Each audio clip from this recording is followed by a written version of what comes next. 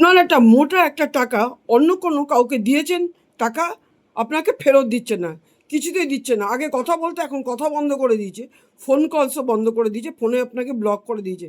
কিন্তু আপনার টাকাটা খুবই প্রয়োজন, সবার টাকা সবার প্রয়োজন, আপনি বিশ্বাস করে দিয়েছেন, তাহলে টাকাটা পাবেন কি করে?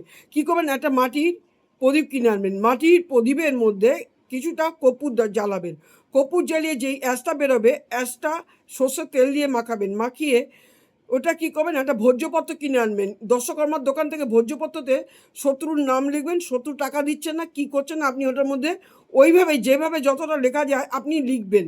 লেখার পরে কী করবেন, মধুর একটা শিশি নেবেন, মধুর শিশির মধ্যে ওইটিকে ভরবেন, ভরে মুখটা বন্ধ করে একটা অন্ধকার স্থানে আপনি 45 দিন রেখে দেবেন। 45 দিন রেখে দেওয়ার পর কী করবেন, ওটাকে আপনি কোনো প্রবাহিত নদীতে আপনি ভাসিয়ে দিতে পারেন, কোনো গাছের তলায় রেখে দিয়ে আসতে পারেন, কোনো পুকুরে ভাসিয়ে দিয়ে আসতে পারেন, কিন্তু ওইদিকে ফিরে তাকাবেন না, চলে আসবেন, দেখবেন ফোন করে, বেশ টাইম লাগতে পারে, ফোন করে আপনার টাকা আপনি ফেরত পাবেন।